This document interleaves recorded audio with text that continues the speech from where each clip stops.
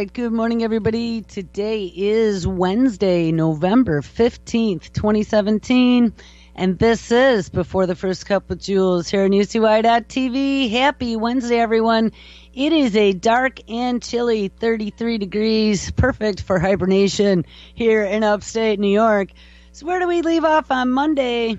We titled the show Imagatron AI, Humanized Rats, Brains, Optogenetics, and Genetic Switches. We looked at a lot of crazy things. They are now using those little mini brain balls and growing small human brain organoids and implanting them into rats and mice. And lo and behold, they discovered that not only did the neurological connections occur on their own to the mouse gray matter, but also the circulatory system. So they're going to see what happens when they grow these little mini brain balls inside of mice and rats. Hopefully they don't become humanized or able to talk. We also took a look at Imagatron, which was the imagination machine created by a technology company utilizing mentally unstable artificial intelligence to come up with creative solutions to problems. We found out when we read more about that they were selling this technology to the Department of Defense and all kinds of places where you definitely would not want to have a mentally unstable AI. And this leads us all back to the brain. We've spent a lot of time looking at brains and ways to manipulate brains, some of the technology and the research going into brains, and one of those was optogenetics. We've covered optogenetics on quite a number of shows now, but it is very disturbing because we haven't looked at it in quite a while. When you start looking at some of the technology and how it is being utilized now, you start to discover that all of those deep, dark, dystopian nightmares that we had 20, 30 years ago are potentially not only coming true, but it's even worse than you ever imagined. So they are able to manipulate circuits within the brain and turn things on and off with a few flashes of light. Right now they are working with blue wavelengths, and if I'm not mistaken, it was around the 100 nanometer field, but they are experimenting with red and violet and other ranges within the visible spectrum as well as infrared to see what switches that can flip inside of the human brain. But not only switches that it can flip, it could turn a mouse. I'm trying to remember, there were 3 things that they had listed, but one was to make it aggressive. Of course, they're also trying to use this for controlling motion. There was a dragonfly. You know, I didn't pull this up, but I wanted to, so let's see if we can find it. Dragonfly and Optogenetics. They had put these little LEDs in front of the dragonfly's eyeballs. Maybe this is the backpack. I'm not sure. Well, let's click and see what happens. He's got a little backpack. He does, too.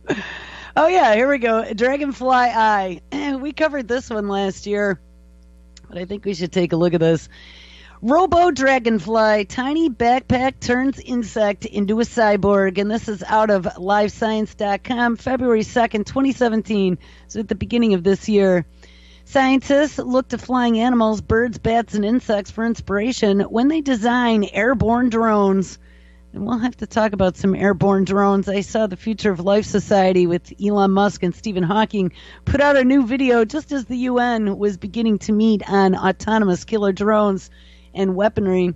But researchers are also investigating how to use this technology to interact with and even guide animals as they fly, enhancing by unique adaptations that allow them to take to the air. To that end, engineers have fitted dragonflies with tiny backpacks mounted to controllers that issue commands directly to the neurons controlling the insect's flight. Now, remember we read about the moth where they embedded some sort of fiber optic wires into them while they were in the pupa stage, and then they grew. And once they grew into full-blown moths, they could literally use a remote control to steer this thing. This project, and this is the backpack dragonfly, is known as DragonflyEye, and it uses optogenetics a technique that employs light to transmit signals to neurons. The researchers have genetically modified dragonfly neurons to make them more light sensitive, and we found out just the other day that they can use an opsin, a protein that is extracted out of green algae in order to do that, and thereby easier to control through measured light pulses. Dragonflies have large heads, long bodies, and 2 pairs of wings that don't always flap and sink, according to a 2007 study published in the Journal of Physics Review letter. And the study authors found that dragonflies maximize their lift when they flap both sets of wings together, and they hover by flapping their wings out of sync, though at the same rate. And meanwhile, separate muscles controlling each of the 4 wings allows dragonflies to dart, hover, and turn on a dime with exceptional precision, scientists found in 2014. And if you have ever been surrounded by a nest of dragonflies, and that did happen to me once, it is a pretty scary feeling, because some dragonflies can bite, I believe, and they are pretty aggressive. So don't get near a dragonfly nest next to a pond at a picnic table on a sunny Sunday afternoon. Researchers, so this would be frightening if they turned this behavior onto autonomous drones, let's say. Researchers used high-speed video footage to track dragonflies and build computer models to better understand the insect's complex behaviors. And they presented their findings at the 67th Annual Fluid Dynamics meeting, according to a statement released by the American Physical Society.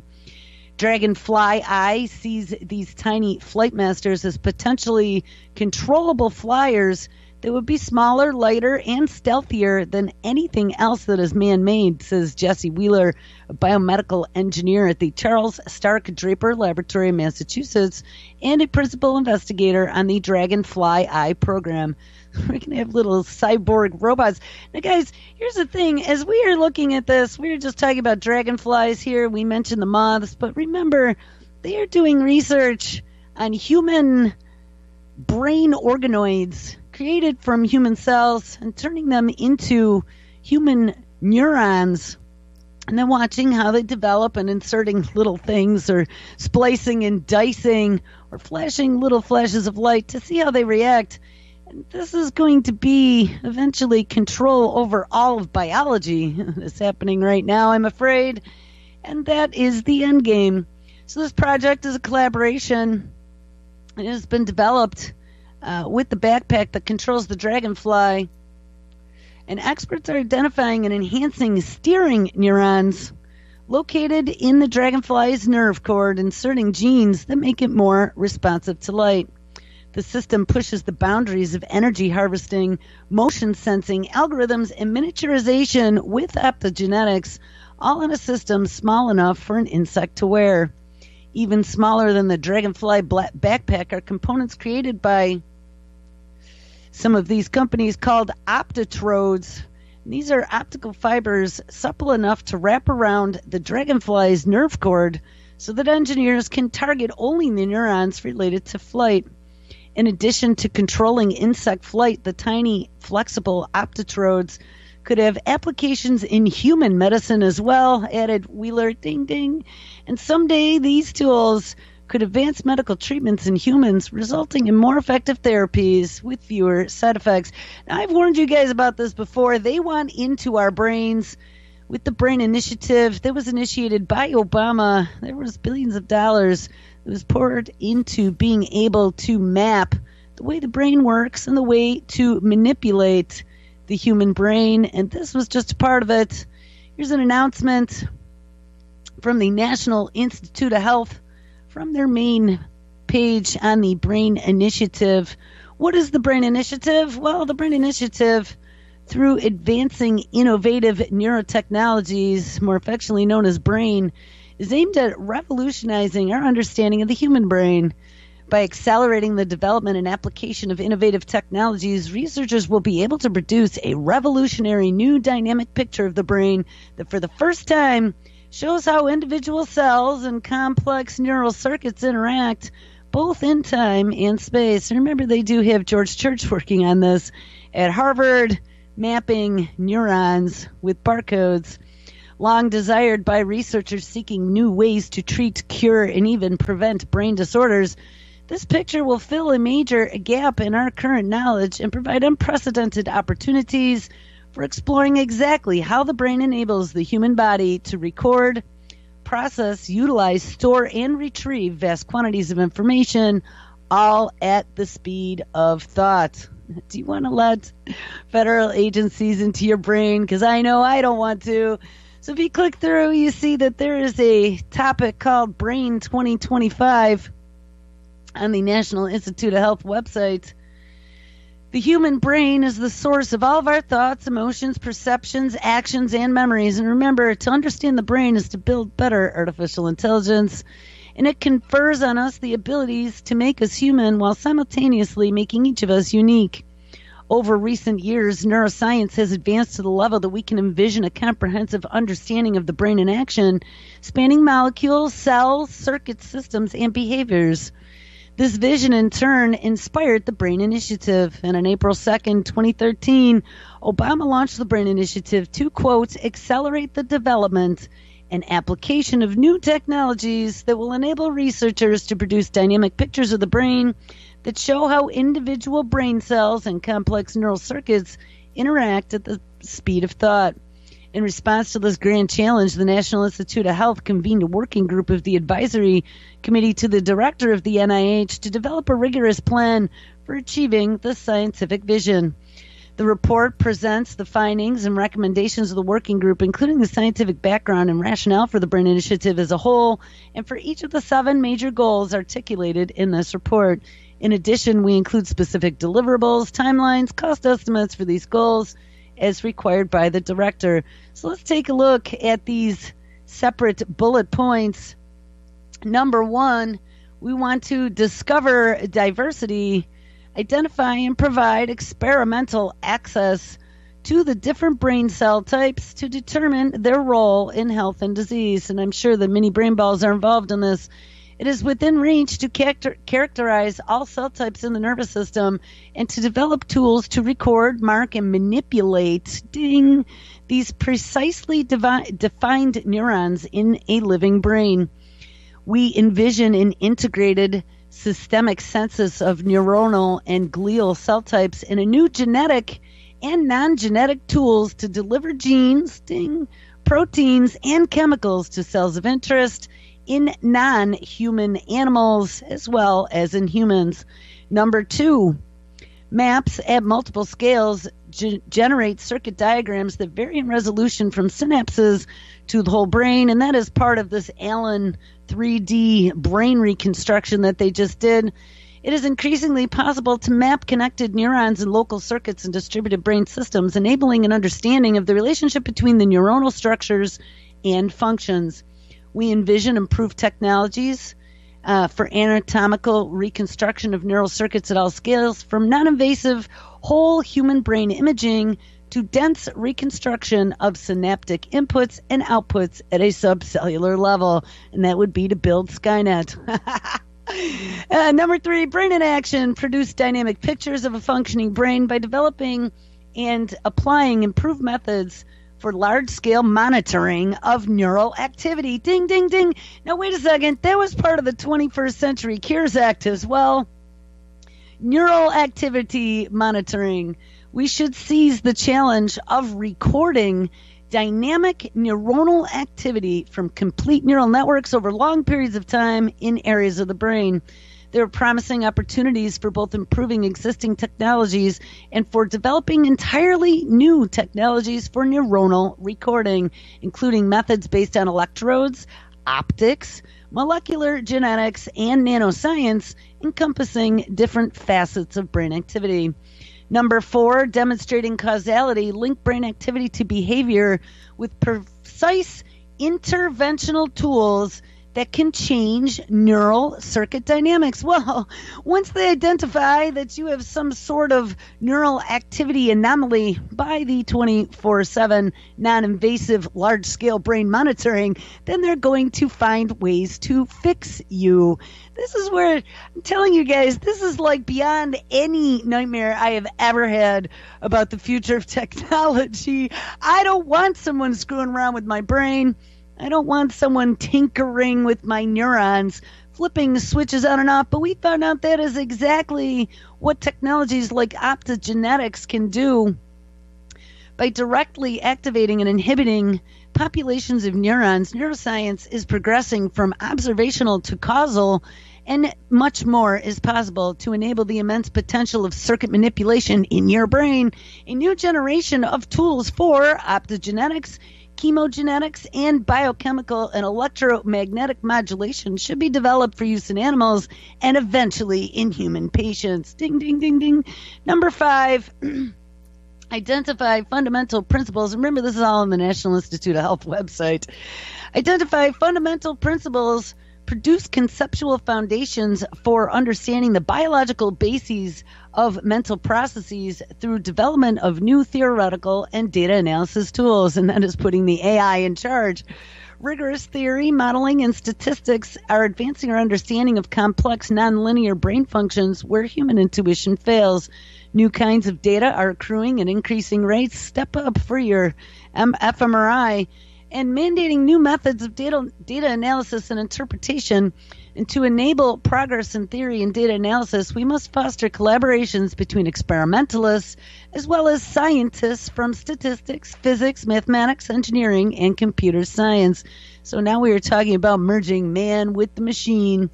Number 6, advancing human neuroscience, develop innovative technologies to understand the human brain and treat its disorders, create and support integrated human brain research networks. So consenting humans, and that's what it's all going to be about, whether or not you are consenting to them diagnosing mental disease on a spectrum through the sound of your voice or some of your behavioral patterns. We're going to get to that a little bit later here. Consenting humans who are undergoing diagnostic brain monitoring and receiving neural technology for clinical applications provide an extraordinary opportunity for scientific research. And I'm beginning to wonder, guys, all those different CAT scans they put me through, and there were 4 of them in a very short period of time. I'm wondering whether or not I've been entered into this mass research database. This setting enables researchers on human brain function, the mechanisms of human brain disorders, the effect of therapy, and the value of diagnostics. Meeting this opportunity requires closely integrated research teams performing to the highest ethical standards of clinical research, and new mechanisms are needed to maximize the collection of this priceless information and ensure that it benefits people with brain disorders. And last but not least, number 7, from brain initiative to the brain, integrate new technological and conceptual approaches produced from goals number 1 through 6 to discover how dynamic patterns of neural activity are transformed into cognition, emotion, perception, and action in health and disease. Most important outcomes of the Brain Initiative will be comprehensive mechanistic understandings of mental function that emerge from the synergistic application of the new technologies, a lot of gobbledygook, and conceptual structures developed under the Brain Initiative. The overarching vision of the Brain Initiative is captured by goal number 7, combining these approaches into a single integrated science of cells, circuits, brain, and behavior. For example, immense value is added if recordings are conducted from identified cell types whose anatomical connections are established in the same study, and such an experiment is currently an exceptional tour de force. With new technology, it could become routine. Every time you go to the doctor, get your brain scan. And if you remember, we read a while ago that brain fingerprints, they call them, and that would be when they scan your brain, are actually as individualistic as your fingerprints and could be used for biometrics someday in the future. For example, immense value is added if recordings are conducted from identified cell types whose anatomical connections are established, and such an experiment is currently an exceptional tour de force. With new technology, it could become routine. In another example, neuronal populations recorded during complex behavior might be immediately retested with circuit manipulation techniques to determine their causal role in generating the behavior. So let's flip a few switches and see if we can turn it off. Theory and modeling could be woven into successive stages of ongoing experiments, so step up and be our guinea pig. enabling bridges to be built from single cells to connectivity to population dynamics, and that means studying you and me as a society and our behaviors.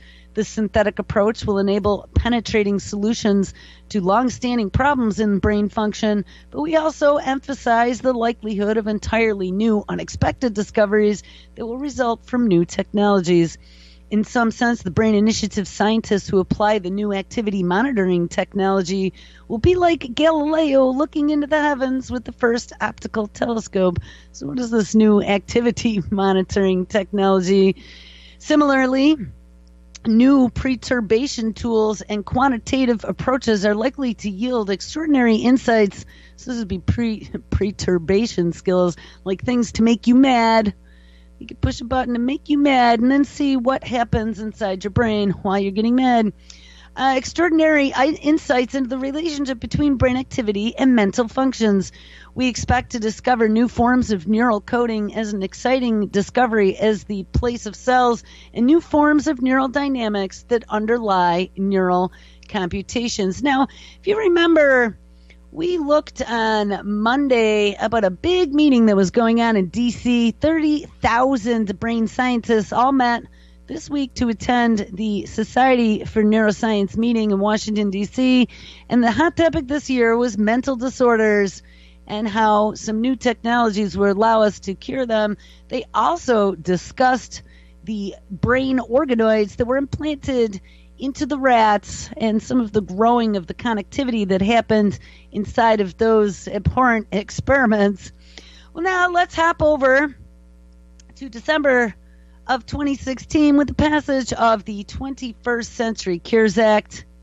There was a section 2061, that was called the National Neurological Conditions Surveillance System. And we read about this before, but I want to bring it up again because all these things are connected, even though they don't seem to be on the surface. Part P of Title III of the Public Health Service Act is amended by inserting, after Section 3995, the following: surveillance of neurological diseases. In general, the Secretary, acting through the Director for the Centers of Disease Control and Prevention, and in coordination with other agencies as the Secretary determines, shall, as appropriate, 1. Enhance and expand infrastructure and activities to track the epidemiology of neurological diseases, and 2.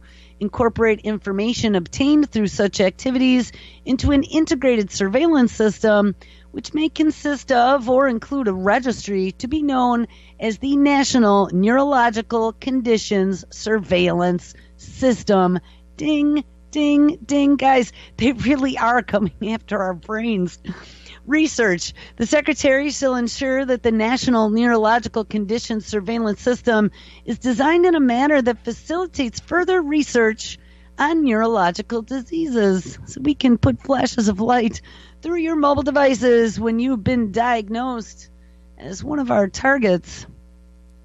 C. Content. In carrying out subsection A, the Secretary shall provide for the collection and the storage of information on the incidence and the prevalence of neurological diseases in the United States, as well as, to the extent practicable, shall provide for the collection and the storage of other available information on neurological diseases, including information related to persons living with neurological diseases who chose to participate, such as their demographics, their risk factors, their diagnosis, and progression markers, and they may provide for the collection and storage of information relevant to the analysis, such as information concerning a natural history of the disease, prevention of the disease, the detection, management, and treatment approaches for the diseases, and the development of outcome measures.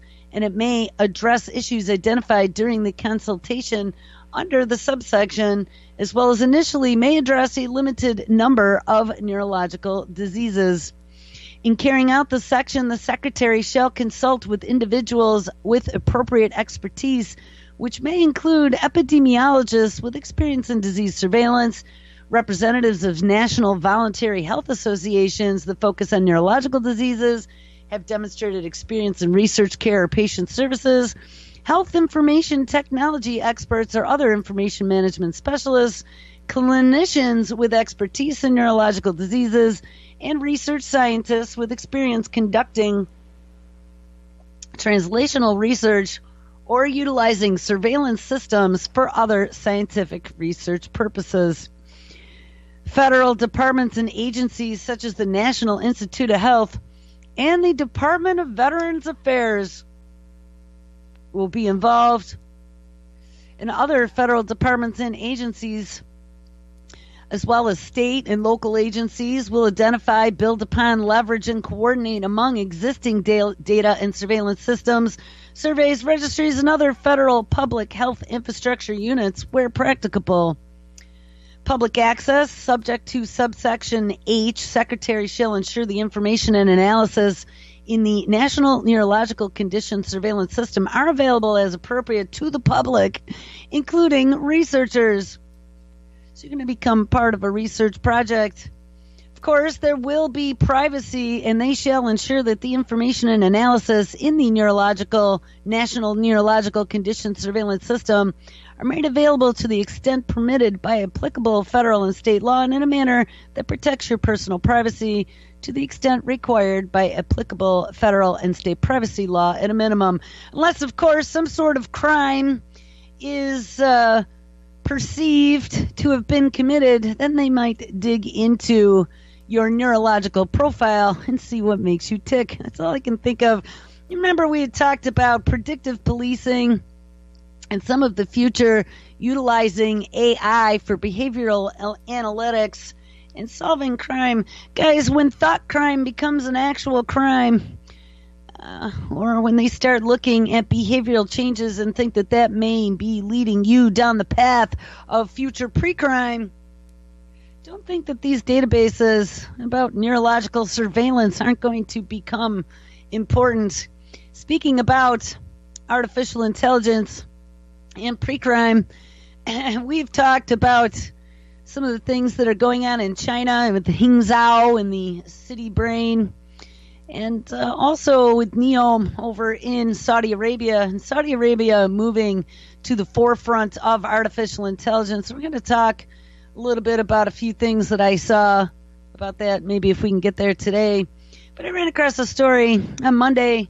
China is now developing, so not only are they developing the city brain run by AI that they're going to export globally, coming to a city near you, but they are also developing a police station that is powered by artificial intelligence. We also read about lawyers and judges in the future being artificial intelligence as well. As if replacing pharmacists with robots wasn't enough, China wants technology to fill in for the police as well. It was announced earlier this week, and this was from November 12, 2017, that a police station powered by AI is now being built in China. And the unmanned police station will open in one of China's capital cities. A report out of China reveals that this unmanned police station will help with the registration services as well as driver examinations through a simulator. It is also going to feature advanced facial recognition technology developed by Tencent. And we read that Tencent was also involved in that City Brain project as well. Since it is not going to be staffed by humans who have rights and need to take a break, the station is going to be open to the public 24/7. Well, that's one of the benefits now, isn't it? No sick days, no pension, and open 24/7. The report also mentions that citizens will be required to use their face as a means of identification, and soon in the future, your brain scans. And that's really what has advanced facial recognition technology from Tencent is for. This means that citizens won't have to fill out forms or generate logins because, remember, those are so resource intensive for your puny little human brains. Image recognition will pull up all of the necessary information that is required to help them out. It is an interesting concept and one that might eventually be expanded to cover other sections of the government bureaucracy. And this just goes to show that China really is serious about advancing the use of artificial intelligence in the daily lives of its citizens. So what's going to happen once we tie AI to the machine? We're going to feed all this data into the databases and allow the machine to find all of our chinks in our armor, including what makes us tick and how to flip switches with little flashes of light to be able to garner an effect in our brains. Well, listen, technology and the future of mental health treatment. Technology has opened up a new frontier in mental health support and data collection. Mobile devices like cell phones, smartphones, and tablets are giving the public and doctors and researchers new ways to access help, monitor progress, and increase understanding of mental well-being. Mobile mental health support can be simple but very effective. For example, anyone with the ability to send a text message can contact a crisis center, but that's not what we're really talking about. New technology can also be packaged into an extremely sophisticated application for smartphones or tablets. Such apps might use the device's built-in sensors to collect information on a user's typical behavior patterns, ding ding, and if the app detects a change in that behavior, it may provide a signal that help is needed before a crisis occurs, ding ding ding, or pre-crime, and dispatch the drones. Some apps are standalone programs that promise to improve memory or thinking skills, and others help the user connect to a peer counselor or to another healthcare professional. Excitement about the huge range of opportunities for Dr. Smartphone has led to a burst of app development, and there are thousands of mental health apps available on iTunes and Android app stores, and the number is growing every year. However, this new technology frontier includes a lot of uncertainty, and there is very little industry regulation, ding ding, and very little information on apps' effectiveness, which can lead consumers to wonder if they should trust the apps at all. Before focusing on the state of science and where that may lead, it is important to look at the advantages and the disadvantages of expanding mental health treatment and research into a mobile world.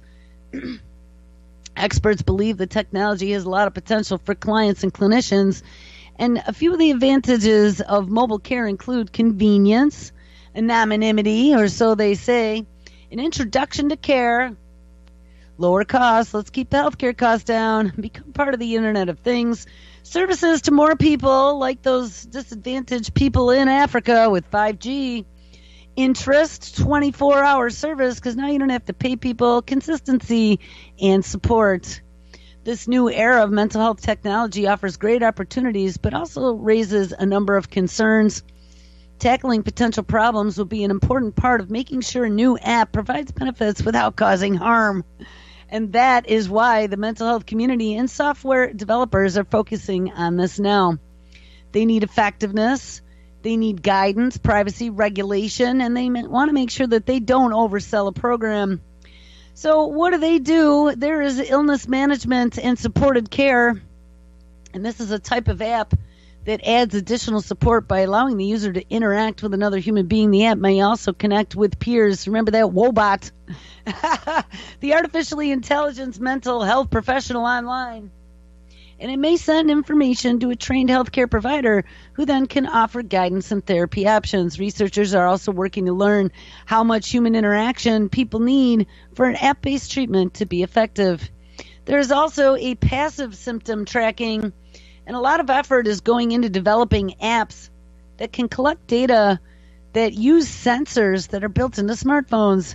These sensors can record movement patterns and social interactions, such as the number of texts or phone calls you make, as well as behaviors at different times of the day, vocal tone and speed. Remember being able to diagnose disease by the sound of your voice and more. And in the future, apps may be able to analyze this data to determine the user's real-time state of mind.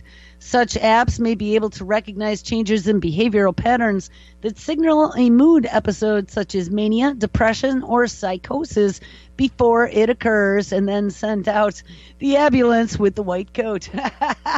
An app may not replace a mental health professional, but it may be able to alert caregivers when the client needs additional attention. Ding, ding. And the goal is to create apps that support a range of users, including those with serious mental illnesses.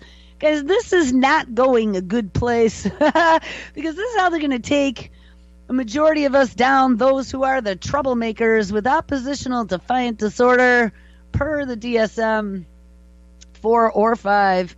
Data collection apps can gather data without any help from the user. Receiving information from a large number of individuals at the very same time can increase researchers' understanding of mental health and help them develop better interventions. What if we don't want to be intervened with, is my question. Well, maybe all you need is a few flashes of light from your smartphone. Are smartphones draining your brain? Make sure you let them into your life, because it will be your new doctor. A new study from the Macomb School finds that your cognitive capacity is reduced when your smartphone is within reach and pushing that dopamine button, even if it is off. Marketing assistant professor Adrian Ward and the co-authors conducted experiments with nearly 800 smartphone users to measure the time and how well people can complete tasks when their devices are nearby. In one experiment, the researchers asked study participants to sit at a computer and take a series of tests that required their full concentration. The tests were geared to measure participants' available cognitive capacity, and that is the brain's finite ability to hold and process data at any given time. At the start, participants were randomly instructed to place their smartphones either on their desk face down or in their pocket or personal bag or in another room.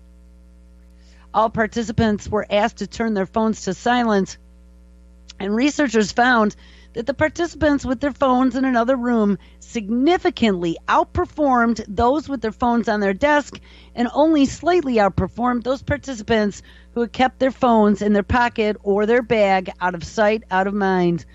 We are seeing a linear trend that suggests that as the smartphone becomes more noticeable, participants' available cognition capacity decreases. And if that isn't by design, I don't know what is. These findings indicate that close presence of one's smartphone reduces your available cognitive capacity and impairs your cognitive functioning, even though people feel that they are giving their full attention and focus to the task at hand. Your conscious mind isn't thinking about your smartphone, but the process of requiring yourself not to think about something uses up some of your CPU cycles of your limited cognitive resources. It is called brain drain, says Ward. In another experiment, the researchers looked at how a person's self-reported smartphone dependence, that is, how strongly the person feels that he or she needs their smartphone to get through the day, affected their cognitive capacity. And participants performed the same series of computer-based tests as the first group and were randomly assigned to keep their smartphones either on their desk face up, in a pocket or their bag, or in another room. And in this experiment, some participants were also instructed to turn their phones off. The researchers found that participants who were the most dependent on their smartphones performed worst compared to their less dependent peers, and only when they kept their smartphones on the desk or in their pocket or bag. It is a double whammy, says Ward. People who depend more on their phones will benefit the most from leaving them in another room when they have something important to focus on, but they are probably the least willing to do that. Ding, ding, that is the dopamine addiction. Ward and his colleagues also found, and those will be the same people that are going to step right up for their brain-computer interface. Ward and his colleagues also found that it didn't matter whether a person's smartphone was turned on or off, or whether it was face up or down on the desk. Having a smartphone within the slight or easiest reach reduces a person's ability to focus and perform a task. And that is because part of their brain is actively working not to pick up or to use the phone. It's not that the participants were distracted because they were getting notifications. The mere presence of their smartphone was enough to reduce their cognitive capacity. Ward recommends smartphone users leave their phones in a separate room for a specific period of time during the day in order to dedicate all their available mind power to the task and the people that they deem important. And I do that sometimes when I need a charge. I put my charger on the other side of the room, plug it in, and let it just sit there for an hour or two in charge. And then when I come back, I can check it. But otherwise, it sits all by its lonesome. All right. So now we've talked about our devices and our addictability to our devices. We looked at an experiment that showed even if you don't have your cell phone in hand, it can influence your cognitive capacity. So now let's take a look at optogenetics. We took a look at how flashes of light can flip switches in the brain and cause changes in behavior. I found a story this morning titled One Step Optogenetics for Hacking the Nervous System. Engineers have taken one of biotech's hottest tools, and that would be optogenetics, and they've made it better. And this was dated February of 2017. This 12-year-old technique, which enables scientists to control cells with light, typically requires a multi-step process and several surgeries on animals. But Polina Ekaleva at the Massachusetts Institute of Technologies and her colleagues came up with an engineering solution that combines all of those steps into one, improving the function of the device. Optogenetics enables researchers to hack into the body's electrical system with far more precision than traditional electrical stimulation, and the technique involves genetically altering specific neurons so that they can be turned on or off with a simple flash of light. The tool is useful for figuring out the functions in neural circuits, whether you're firing up a few brain cells to see how the body responds, and the mouse might run faster or eat more or become more aggressive depending on which neurons were manipulated. So far, optogenetic research has been limited to animals, or so they say, but keep getting your smart devices. And that's partly because the tool is invasive and the process rather protracted, but don't worry about it, because one of these days they're going to find an easy way to get those opsins into your gray matter. Firstly, the animal's brain cells must be genetically altered, and one way to do that is to incorporate these light-sensitive genes into viral vectors. And remember, we read about that even with CRISPR, putting them into an adenovirus and then infecting the biological organism to get the CRISPR inside of them to be able to genetically modify them. And then inject it into the brain using a small syringe. But we found there's other ways to get things into the brain. We found with nanoparticles, one of the best routes would be through the olfactory system, and that would be inhalation through the nose. The genetic modifications cause the neurons to produce proteins and other cellular elements that, when exposed to light, allow ions to enter, and an influx of sodium ions will activate a neuron, causing it to fire and starting a chain reaction. An influx of chloride ions, on the other hand, will inhibit the neuron. And that got me to thinking, so if one is sodium, activates the ion, and one is chloride, and it inhibits the neuron, what happens when you eat sodium chloride, such as table salt? So once the genetic modification has taken hold, researchers implant a device that delivers light, usually a silica optical fiber or light-emitting diode, more affectionately known as an LED, to the modified cells, and then researchers can start turning neurons on and off and correlating it with behavioral changes. In a third step, the resulting activity in the brain is recorded, and that information helps scientists be sure which neurons are firing and not firing during behavioral experiments. But recording requires implantation of electrodes that, in combination with light sources, makes the experiment too cumbersome, so scientists often skip it. But don't worry about it, because we read about with the Dragonfly, and I don't know, somewhere in there I remember reading that they had put these little flashing LEDs in front of the eyeballs of the Dragonfly. But don't worry about it, because in the future, brain implants will be commonplace. Hold on. I have so many things here. Brain chips that allow you to delete and fight disease, as well as change memories, will create a new breed of superhumans in just 15 years. Brian Johnson's firm Kernel is working on a microchip to be implanted in the brain. We've read a lot about this. There are a lot of companies working on this technology right now, including Elon Musk with his Neuralace. He said that chips will allow people to buy and delete memories as they wish, and rather than being reserved for the rich, Mr. Johnson says that these chips will be democratized, just like your smartphones. Open your arms and accept your brain implant. Implanting a microchip into your brain to unlock its full potential may sound like a plot from the latest science fiction blockbuster, but this futuristic technology could become reality in 15 years, according to Brian Johnson, an expert working on such a device. The chips will allow people to buy and delete memories and will soon be as popular as smartphones, claims Johnson, speaking at a web summit in Lisbon this week, and this was from November 9th of 2017. Mr. Johnson, who is the founder of Kernel, which is a startup developing brain microchips, said that unlocking the potential of the mind is the, quote, single greatest thing humanity can achieve, and probably one of the single most dangerous things. He says, I would expect in around 15 to 20 years, we would have a sufficiently robust set of tools for the brain that we could pose any question we wanted. For example, could I have the perfect memory? Could I delete my memories? Could I increase my rate of learning? Or could I have a brain-to-brain communication? Imagine a scenario where I say, I want to know what it is like to be a cowboy in the American West in the 1800s, and someone creates that experience mentally. It's going to be like the holodeck in your brain. I am able to take that memory and purchase it from one person and experience that. And you might think that such a device would be reserved for the rich. Mr. Johnson believes that these microchips will become democratized like your cell phone. He says the bigger question is working on this a luxury or a necessity? Well, I don't understand what we are being so scared of losing. I don't know why it would not be a singular focus of the human race, because everything we do stems from our brain. And that is one of the very frightening things. You know, one of the things I've always told my daughter is to make sure that you always take care of your brain, because your brain is who you are. And if you hurt your brain, you may not necessarily be the person you are today, tomorrow. Kernel is currently working on prototypes of a brain implant device for medical usage in humans.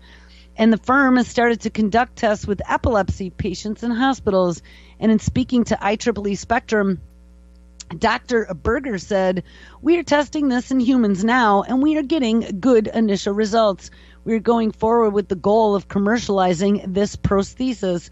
But before being able to develop it for healthy people, the firm hopes that this device will be used to improve memory in people with degenerative diseases of things, of course, such as Alzheimer's. Speaking to New Scientist magazine, Mr. Johnson said, the idea is that if you have a loss of memory function, if you remember, DARPA was working on a lot of this technology for traumatic brain injury patients, then you could build a prosthetic for the hippocampus that would help restore the circuitry and restore memory. The first superhumans are those who have deficits to start with, he says. But listen to this. I ran across a story this morning when I was doing some searches. A listener, Matthew, thank you, Matthew, sent me a story about nano biophotons in regards to optogenetics, I believe. And so I remembered I had read about biophotons before, and that was in regards to plants and living material putting out like a light or an aura, and that is energy that is extracted from the sun. It's like a life force of all living things. Well, doing a quick search on biophotons and the central nervous system in the brain, I came across a PubMed publication from the National Institute of Health Library that was titled, and this is as they're manipulating with light in our brains to flip switches, Biophotons, Microtubules, and the Central Nervous System. Is our brain a quote-unquote holographic computer? This raised some very interesting questions. Several experiments show that there is a cell-to-cell communication by light in different types of cells, and the article describes a theoretical mechanism and subcellular structures that could be involved in this phenomenon.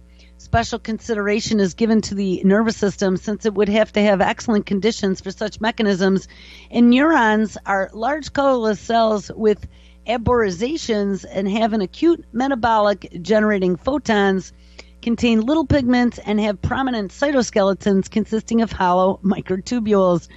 And it's a lot more than I knew about the brain. And as brains and spinal cords are protected from the environmental light by bone and connective tissue, the signal-to-noise ratio should be high for photons as signals. Fluorescence and absorbing substances should interfere with such a communication system. And all the biogenic amine natures have chosen the ones in strongest fluorescence as neurotransmitters for mood reactions such as serotonin, dopamine, and norepinephrine. And remember, they were talking about using fluorescence in marking neurons in the project with George Church, and they were working on the Apollo project of the brain with IARPA, which is the intelligence, the DARPA for the intelligence agencies. If these mechanisms are of relevance, our brain would have looked upon as a holographic computer. So this would be using light to send signals between neurons. So now what? We have optogenetics for the nervous system, and we now have an incredibly tiny probe. This was just released November 10th, 2017, that can record brain activity like we have never seen before. How excited should we be about this? The more detail we can get on the inner workings of the brain, and maybe even some of those little mini brains, the better our chances of understanding and treating it. And scientists have just unveiled a new high-definition recording probe that is thinner than a human hair. Its developers say that extra accuracy could revolutionize our insight into the brain's wiring, mapping neural networks in ways that have never been possible before, and showing us how different brain activities relate to different behaviors. These new silicon probes are called neural pixels, and according to the international team behind them, they could provide invaluable in figuring out how diseases like Alzheimer's, of course, and conditions such as depression take hold of the brain and interfere with its normal function. To understand the brain, we need to understand how a lot of neurons spread all over the brain and work together, says one researcher. And until recently, it was possible to measure the activity of individual neurons within a spot specific in the brain or reveal a larger regional pattern of activity, but not to do the same both at the same time. These wafer-thin probes measure 10 millimeters in length and are just 20 micrometers thick, and despite their small size, they pack in 100 tiny super-sensitive recording spots per millimeter, and enabling them to map the brain in incredible detail, as well as automatically getting data ready for computer analysis in real time, such as the neural activity happens. Compare with that the wireless electrodes in use today, which only have a few dozen sensors fitted on each one. And remember, this is one thing that Elon Musk talked about, and one of the things holding us back right now with some of the brain-computer interfacing is that we did not have any type of HD connection. It was like a 900 baud modem that they were using right now to connect to the brain to the machine. Neural pixel probes will change what we know and even what we think about as the brain. There is still plenty left to discover about how this most important of organs, fitted with more than 70 billion neurons, actually works, and we're learning all the time about the roles of different areas of the brain and how the brain deals with waste and disease and how it can heal itself. From next year, and that would be 2018, Neural Pixel will make available to scientists at cost, and 400 prototypes are already in use at research centers across the globe. But for now, they are being used solely on mice and rats, and I wonder if they have human brains in them, animals with brains known to be good models for the human brain. Neural pixels will allow experiments over long periods of time without restricting the animals, and researchers have already shown how animals fitted with these sensors can move around freely, and one experiment actually lasted 150 days. Another planned study will look at mice foraging for food, and will be able to map data from multiple labs to simultaneously record activities of 1,000 neurons in mice covering the animal's entire brains as they all carry out the same task. Eventually, this high-resolution mapping technique should give us a better idea of how emotions are regulated and how decisions are made, as well as all kinds of other insights to be able to be used on humans in the future. And that was my addition. These probes are a game changer, they say, and if you place them appropriately, you can really study how different parts of the brain work together at the neuronal level. Now, why would they want to do that? Well, they would want to do that because they want to be able to, of course, cure your mental disease per the Brain Initiative and the 21st Century Cures Act, but also to be able to develop better artificial intelligence. Now, we had read about Boston Dynamics, who was purchased by Google. They had been making a lot of robots for the war machine. That is where Atlas came from. And Google didn't know what they were going to do with them. Well, they eventually sold them to SoftBank which, if I'm not mistaken, is a Japanese company. They used to do software and all kinds of stuff. Now they're getting into robotics. Boston Dynamics is still making creepy robots under SoftBank, and this one really caught me. And I think out of most of the robots I've seen in the not so distant past, this is one of the ones that scared me the most. Boston Dynamics is back with yet another freaky robot to haunt your nightmares. And the company released a short video today, November 13th, showing off the latest version of Mini Spot. And one of the things I noticed about Mini Spot is that he did not have the arm connected to the front of him that could actually turn doorknobs that they showed in the video back about a year ago. Mini Spot is the small, vaguely dog-shaped robot, and they've been working on it for a few years. The newest version is the most compact yet, with all the sensors the robot uses to experience the world housed in what might be considered a face and the body. And those sensors used to live at the bottom of the robot's creepy grabber arm, and that's the grabber arm that is no longer on Spot right now. This new Mini Spot moves with an eerie lifelikeness as it trundles around a corner in this short clip, but unlike other Boston Dynamic videos of its robots, this one does not show a human kicking, tripping, or otherwise maiming the robots. They don't want to encourage you to do that. But listen, Bill Gates comes out and he defends AI technology after Stephen Hawking issued another dire warning that it's going to be the worst thing that humanity has ever created. The richest man in the world, good old Billy Gates, has hailed the rise of the robots and new technologies and believes that the benefits will far outweigh any negatives in years to come.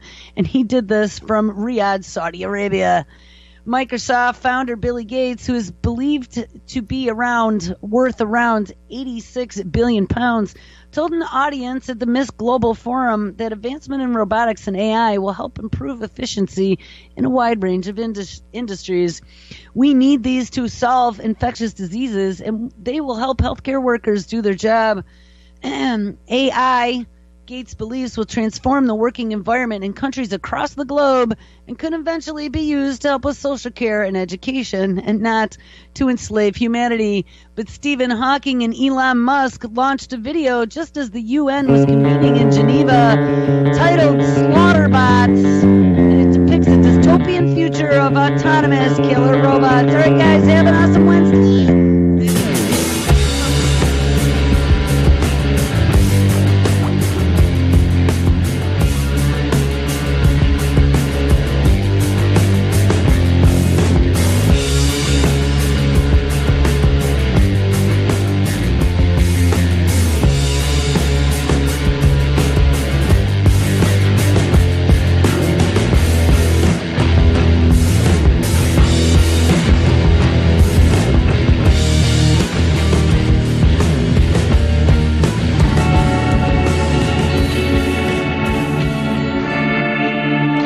On the tracks, you can catch